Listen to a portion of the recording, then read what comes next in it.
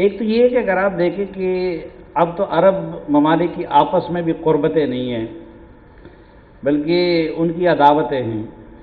لیکن جب عرب ممالک کی آپس میں قربتیں تھیں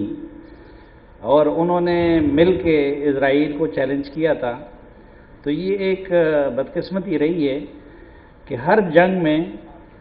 اسرائیل اپنا رقبہ بڑھاتا رہا اور فلسطین سکڑتا رہا اور عرب ممالک کو شکست ہوتی رہی۔ دوسرا، میرے خیال میں موجودہ جو یو اے ای نے ان کے ساتھ تعلقات بہتر کیے اور سعودی عرب وغیرہ اس بارے میں سوچ رہے تھے، اس سے زیادہ نقصان فلسطین کاز کو پہنچایا ہے ایران اور سعودی عرب کی لڑائی نے، کیونکہ عرب دنیا میں ان دونوں کی پراکسی وار کی وجہ سے اسرائیل کو فائدہ پہنچتا رہا اور عرب ممالک کمزور ہوتے رہے، اور ابھی بھی ان دونوں کی ایک دوسرے کے اوپر معذرت چاہتا ہوں کہ آپس کی دشمنی اتنی زیادہ سوار تھی کہ وہ امریکہ سے تو تعاون کر لیتے، وہ اسرائیل سے تو کر لیتے، لیکن ایک دوسرے کو ہاتھ ملانے کو تیار نہیں تھے۔ یہ تو شکر ہے کہ ایک لادین چین کا ہم سب کو مشکور ہونا چاہیے کہ اس نے درمیان میں پڑھ کے ایران اور سعودی عرب کے درمیان کچھ تعلقات کو نارملائز کیا۔ اور پھر ابھی یہ بھی حقیقت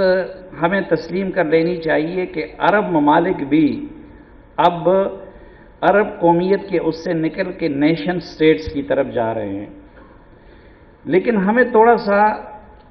جذباتی ہونے کی بجائے یا جذبات سے کھیلنے کی بجائے، ابھی مجھے احساس ہے کہ کس بات سے تالی بجے گی، کس بات سے جو ہے لوگوں کے تھوڑا سا موڈ خراب ہوگا، لیکن کوئی کریٹیکل انالیسس بھی ہمیں کرنا چاہیے کہ ایسا کیوں ہوتا ہے۔ مثلا کیا اسٹریٹجیکلی اس وقت حماس کا یہ اقدام درست تھا؟ یہ اپنی جگہ پہ، مثلا یہ وہ جنگ ہے کہ جس میں بچے اور میڈیا پرسن، جس میں مرد خواتین دونوں شامل ہیں، وہ سب سے زیادہ تعداد میں شہید ہوئے، لیکن میں اگر کسی طاقت کو چھیڑوں گا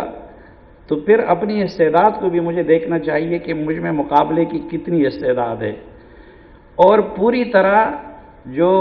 اس وقت مغربی کنارے کی جو حکومت ہے وہ بھی شاید حماس کے ساتھ آن بورڈ نہیں تھی۔ ہونی چاہیے کہ کون سی طاقتیں تھیں جنہوں نے حماس کو شہ دے کر اس اقدام پہ ابھارا اور پھر غزہ کے لوگوں کو تنہا چھوڑ دیا اور اس کے ساتھ عملی کوئی قدم نہیں کیا۔ تو یہ بہرحال اپنی جگہ پہ حقیقت ہے کہ ملیٹریلی کوئی عرب ملک اس میں نہیں کودا، لیکن ڈپلومیٹیکلی کچھ نہ کچھ بعد میں ہلچل ہوئی، اور جس طرح محمد بن سلمان نے جا کے جہاں سے کنگ فیصل نے خطاب کیا تھا اسی کرسی پہ اور اسی روم میں بیٹھ کے انہوں نے فلسطین سے متعلق وہ اپنا مطالبہ دہرایا، لیکن یہ حقیقت اپنی جگہ پہ ہے کہ تمام عرب ممالک، ایون تمام ایشیائی ممالک، ایون تمام اگر اس کے ساتھ ایسٹ ایشیا بھی ملا دیا جائے،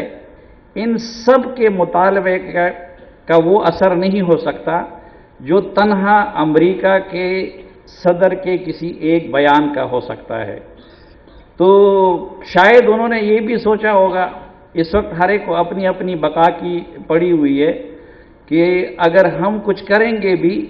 تو اس کا کچھ فائدہ ہمیں نہیں ہو سکتا اور نقصان ہو سکتا ہے۔ جو میڈیا کا معاملہ ہے، تو